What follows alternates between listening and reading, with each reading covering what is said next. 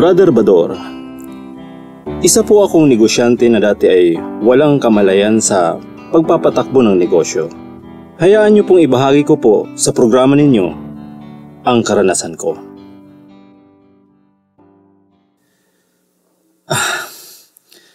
Buti naman, di masyado ang dating ng barko ngayon para makapagpahinga naman ng konti. Ang hirap din palang magkargador. Kung hindi sana nawala agad si Itay, baka patuloy pa ako sa pag-aaral ko sa kolehiyo. Del, babalik ka ba ngayon? Oo ma'am. Sana. Kasi ubos ang budget para sa isang linggo. Gusto mo bang i-advance ko ang sweldo mo sa isang linggo para maalwa para sa'yo? Sige ma'am, salamat. O yan, Rodel. Ginawa ko ng 6,000 yan. Masipag ka naman eh. Besides, gwapo ka pa. Salamat ng marami ma'am. Pinipisit pa niya ang palad ko habang inilalagay ang pera. Naku po, Diyos ko. Ilayo niyo po ako sa tukso. Sige ma'am, mauna na po ako. Mag-ingat ka sa mga mandurukot, Rodel, ha? Oy, Rodel! Saan punta mo?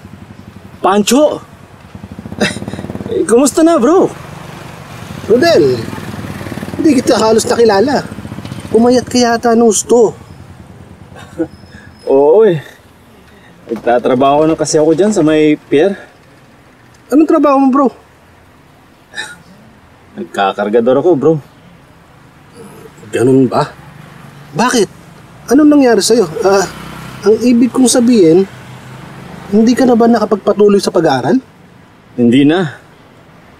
Namatay na kasi ang airpot ko eh. Sa airmat naman, masasakiti na. Kaya ako ang kumargo sa lahat bilang panganay sa aming magkakapatid. Buti nga kahit papaano nakatuntong ka ng kolehiyo, Rodel. Eh ako, hanggang high school lang. Ano yan? Pauwi ka na ba? Oo bro, medyo madalang ang dating ng barko kaya medyo napaaga ako ngayon. Tamang-tama pre, halika. Magkape-kape muna tayo para makapagkwentuhan. Tagal din nating di nagkita eh. Pancho, kumusta na? Mula pa nung graduation ng high school, di na tayo nagkita. Buti ka pa, mukhang asensado ka na eh. Okay naman bro, may konting negosyo at medyo napalago ko naman. Kung hindi sana namatay ang tatay ko, baka negosyante na rin ako ngayon. Wala eh. Kinuha na siya sa taas. Wala naman akong magagawa. Hindi, tinanggap na lang namin kaysa mahirapan pa siya. Ano ba sakit ng tatay mo bro? Puso bro, biglaan. Alam mo naman ang sakit na yan, traidor. Oo nga eh.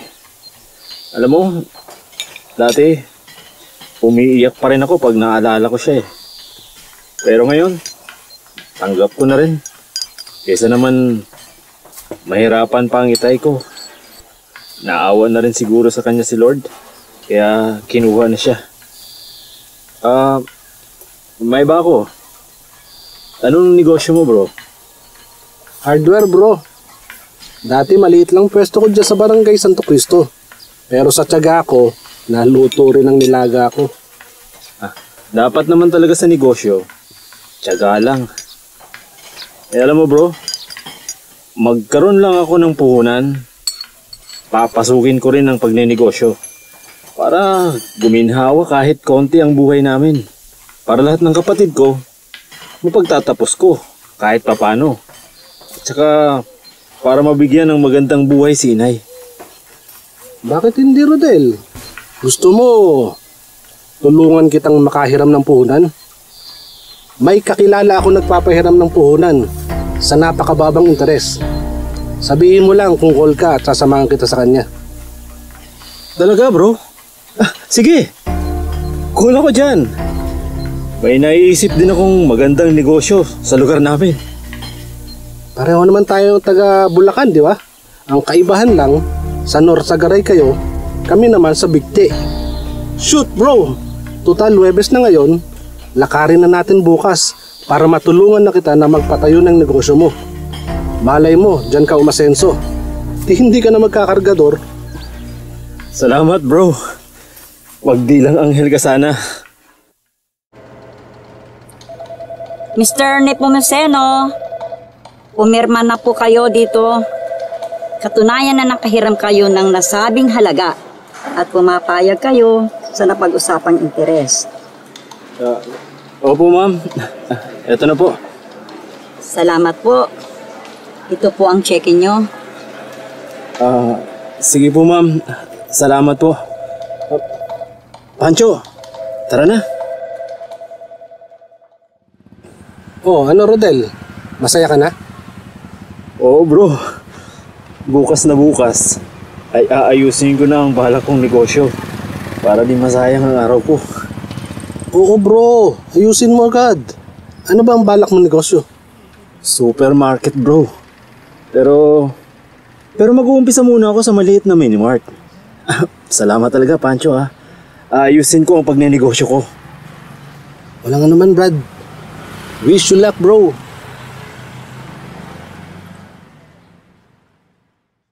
Ayan. Buti na lang. At along the road, ang nakuha kong pwesto. Hindi mahihirapan ng customer na sumakay mula dito sa minimart ko. Unang araw pa lang naman. Kaya kukunti pa lang ang customer. Saka na ako kukuha ng cashier kapag kumikita na itong minimart ko.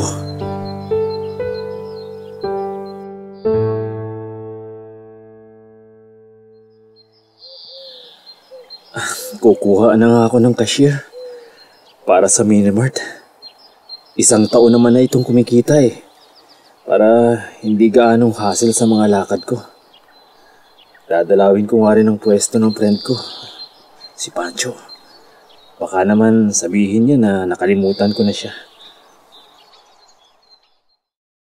Magandang araw po. Uy, Rodel, ikaw pala. Di mo kasi ako napapansin. Sa dami ng customer mo eh. Oo nga eh. Lalo pag ganitong araw ng Sabado bro. 3 na nga ang katulong ko dito eh. Pati ako, napipilitan na rin mag-asikaso. Mahirap na. Baka lumipat pa sa kalaban eh. May nagtayo din kasi sa bandarya ng hardware eh. Ganun ba? Oh, kumusta na ang minimart mo? Okay naman. Kumikita naman kahit papano. Eh ayun, naglagay na ako ng cashier ko. 1 taon na rin, di ba? Oo bro.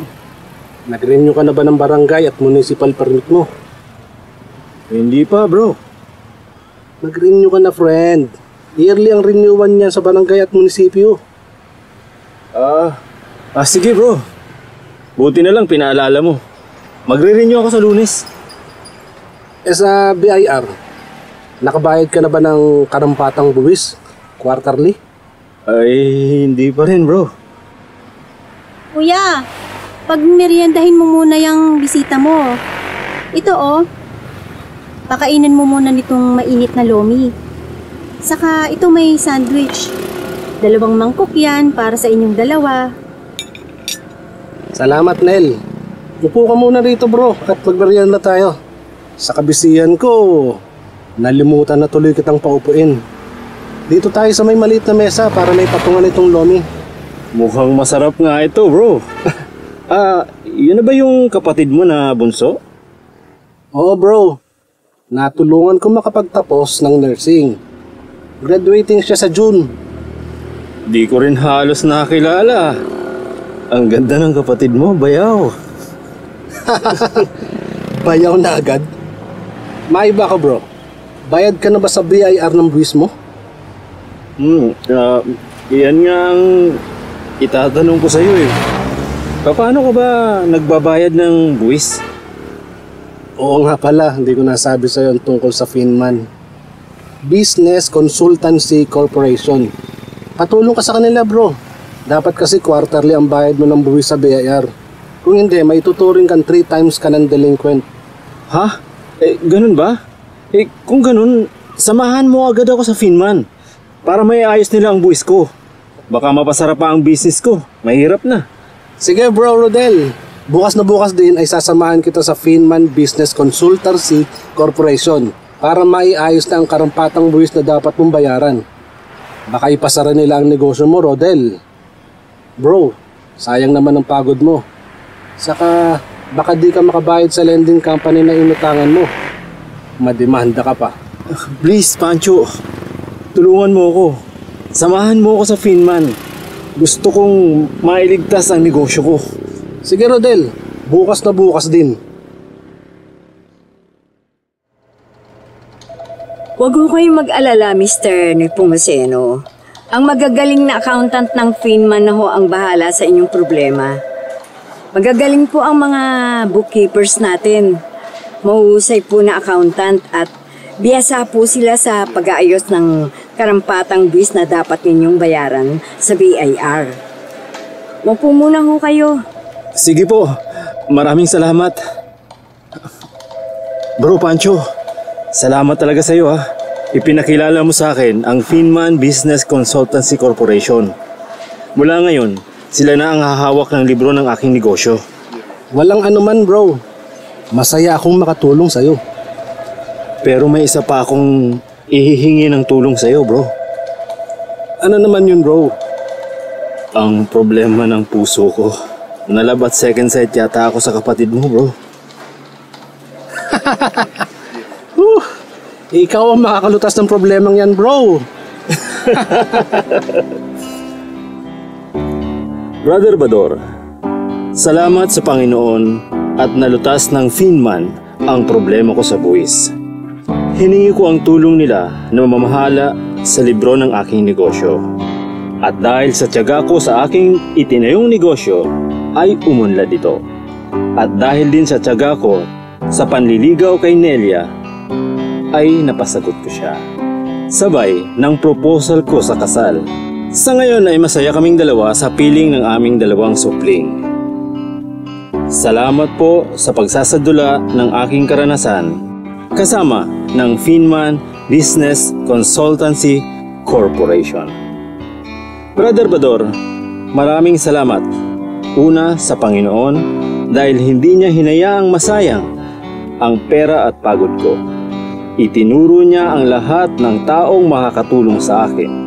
Si Pancho na inilalayan ako sa pagtungo sa Finman para maayos ng Finman ang libro ng aking negosyo.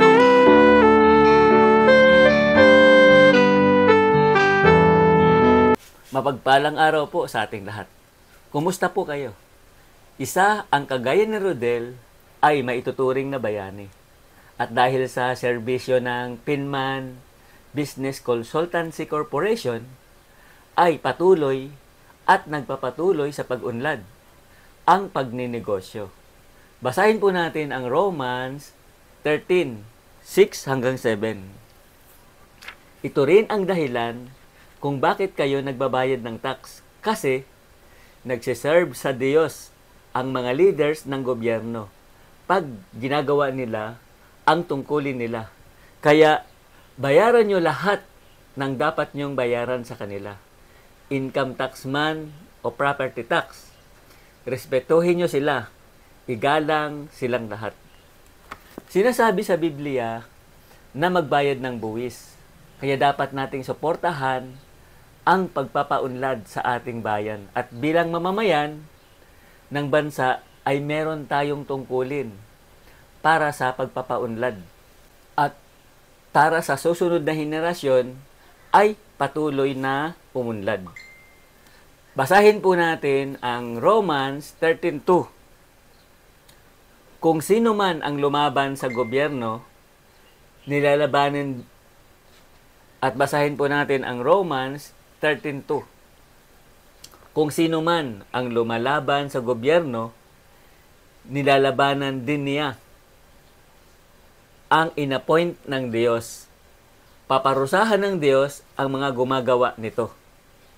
Sinasabi ng Biblia na dapat tayo magpasakop sa pamahalaan, sundin ang mga itinakdang batas, at alam ng mga Kristiyano na ang lahat ng pag-aari ay pag-aari ng Diyos. Tayo ay tagapangasiwa lamang.